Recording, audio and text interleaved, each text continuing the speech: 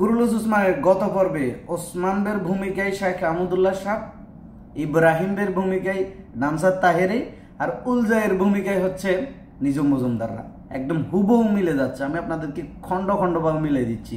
তাহেরি কিভাবে ইব্রাহিমের ভূমিকায় অবতরণ করছে আর ওসমানদের ভূমিকায় কিভাবে শেখ আহমদুল্লাহ নীরব ধৈর্যশীলের পরিচয় দিচ্ছে, আর ওই দিক থেকে হাসতেছে আর ভাবতেছে কিভাবে মুসলমানদের ভিতরে মারামারি লাগানো যায়, আলেমদের ভিতরে মারামারি লাগানো যায়।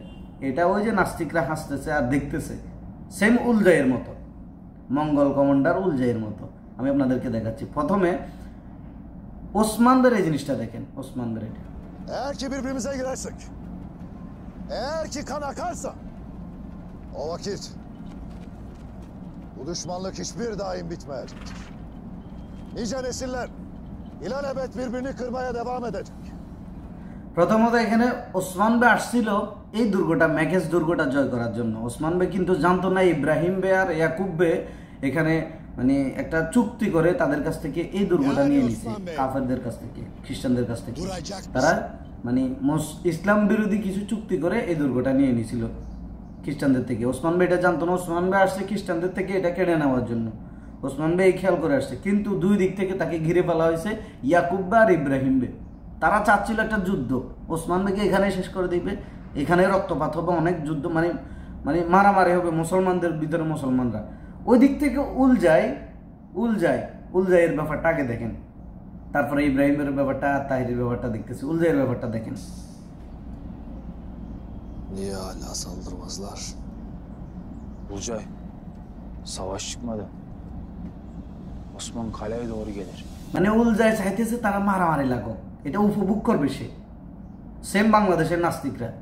আর ইব্রাহিমের ভূমিকায় সম্পূর্ণ তাহেরি নাজিল হয়েছে এক হিসেবে। তাহেরি আমি ড্রামা সিরিজ হলেও এটার ভিতরে মিল যে খুঁজে পাওয়া যাচ্ছে, কিভাবে ইসলামের মুসলমানদের বিরুদ্ধে মারামারি লাগাইতেছে কিছু মানুষ, আর কিছু মানুষ এটার কি ওই যে তাদেরকে হেল্প করতেছে। এটা আমি দেখাচ্ছি। ইব্রাহিম বে উনি একদম সেম ওসমান বেকে বারবার উস্কাইতেছে। ইব্রাহিম বার ইয়াকুব ওসমান বেকে উস্কাই দিতেছে যাতে কি যুদ্ধ লেগে যায়। ঠিক সেম তাহেরি এই কাজটা করতেছে বর্তমানে। বারবার 48 ঘন্টা একবার আলটিমেটাম দিছে, তারপর 12 ঘন্টা, তারপরে মামলা, তারপরে 2 মিনিটও টিকবে না আমার সাথে, কি একটা। এই ক্ষেত্রে শেখ আহমদুল্লাহ সেম ওসমান বের ভূমিকা অবতরণ করতেছে। ওসমান বের ভূমিকায় সে এখন নিজেকে ধৈর্যশীলের পরিচয় দিচ্ছে। সে যদি এখন কোনো কথা বলতো যে আমি পারি, বা এ নিয়ে কোনো ডিবাইট বা এ নিয়ে কোনো বক্তব্য দিত, তাহলে কিন্তু আরও জমজমাট হয়ে যেত।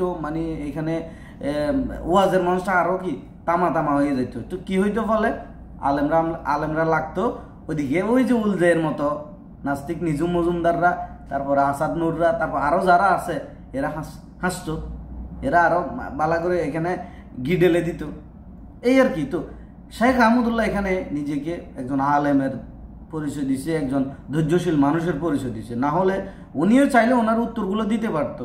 এটা না যে শুধু এই যে নবীজি 40 বছরের রাসূল হয়েছে এটা নিয়ে তাহেরির মাথা ব্যথা, এটা না। তাহেরি অনেক আগে থেকে আহমদুল্লাহর পিছনে পড়ছে। এই তাহেরিরা অনেক আগে থেকে, এটা তো মাত্র ইস্যু আনা পাইছে একটা, কাটসাট করে একটা ইস্যু বানাইছে যেটা। তো এই যে আমি এই কথাগুলো বলতেছি সম্পূর্ণ মিলে যাচ্ছে, সম্পূর্ণ এই ভলিউমের সাথে তাহেরি, আহমদুল্লাহ সাহ আর ওই যে নাস্তিক নিজুম মজুমদাররা, এরা সবাই মিলে যাচ্ছে। তো এই ক্ষেত্রে যদি আহমদুল্লাহ জায়গায় যদি অন্য কেউ থাকতো, সেম তাহেরির 12টা বেজে দিত। মনে করেন যদি আলী হাসান ওসামা থাকতো, ডক্টর আবুল কালাম আজাদ বাসার থাকতো, কিংবা মনে করেন মোল্লা নাজিম থাকতো, বা মনে করেন রেজাউল করিম আবরার থাকতো, আবু তোহা আদনান থাকতো, এরা তাহের 2 মিনিটও টিকতে পারতো না।